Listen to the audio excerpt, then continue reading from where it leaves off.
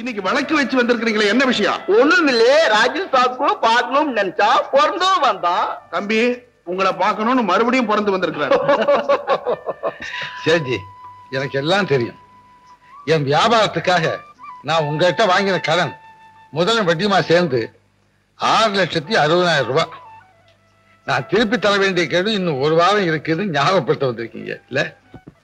என்ன ஞாபக சக்தி! ராஜு சாப்க்கு கண்கோ பிள்ளையதுக்கோ நினைச்சேன். ஏயா சேட்டு, நீ வேணும்னா தம்பிய காக்கா புடி, அதுக்கு என் வயிற்றுலயே அடிக்கணும். சேஜி, சரக்கெல்லாம் கப்பல் ஏறி புறப்பட்டாச்சு. ஒரு வாரத்துக்குள்ள பணம் வந்துடும். பணம் வந்ததும் நானே உங்க வீட்டுக்கு வந்து திருப்பி கொடுத்துட்றேன். பாவம், நீங்க இங்க அதுக்காக வர வேண்டாம். என்ன நாண்யம், என்ன நாண்யம்! ஆமா, கொடுக்கிறவங்களும் வாங்குறவங்களும் என்னைக்குமே நாணயத்தை மறக்க கூடாதுங்கிறதுக்காகத்தான் காசுக்கே நாணயம்னு பேர் வச்சிருக்காங்க இல்ல? நீங்கள் சரியா சொன்னாங்க, சரியா சொன்னாங்க. ராஜு, நம்ம வர்றோம். நமஸ்தே. ராஜு சாப், ராஜு சாப், ராஜு சாப், என்ன? ஆனே ஓட்ட பந்தயம் நடக்க போறான். நம்ம கேள்விப்பட்டா நீங்கள் ஓட போறான். சேஜி, நம்ம ஓட போறான்ல, நம்ம யானை ஓட போறான்.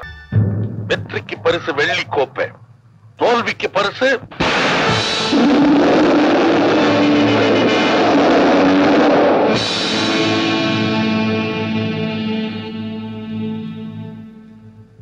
என்னங்க அவசரப்பட்டு யானையை கொல்லிட்டீங்களா? முட்டாள். ராஜுனுடைய யானையை விலைக்கு வாங்கி இதுதான் பந்தயத்துல ஜெயிச்சு யானை விளம்பரப்படுத்தினா ஆணும் பெண்ணு ஆயிரக்கணக்கில் கூடுவாங்க. அதை பார்க்க நமக்கு ஆஸ்தியும் குவியும். நல்ல யோசனை. நடக்குங்களா? பொறுத்திருந்து பாரு.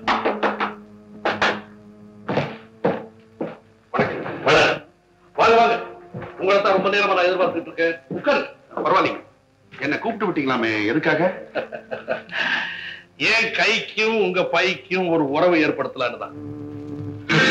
என்னங்க இதெல்லாம்? 5000 ரூபாய். எதுக்கு? நீங்க செய்ய போற ஒரு சின்ன வேலை. நீங்க என்ன சொல்றீங்கன்னே எனக்கு ஒண்ணு புரியுது.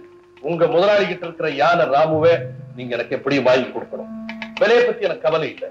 அதுக்காக இந்த பணம் எனக்கு எதுக்குங்க? நான் உங்களுக்கு கொடுக்குற கமிஷன். கமிஷன் இல்லைங்க, இது என் கடமை உணர்ச்சியை கொல்ல வந்திருக்கிற கம்சன். லஞ்சம் வாங்கலன்னா உங்க பஞ்சம் தீராது. பஞ்சத்துக்கு காரணமே லஞ்சம் தானே.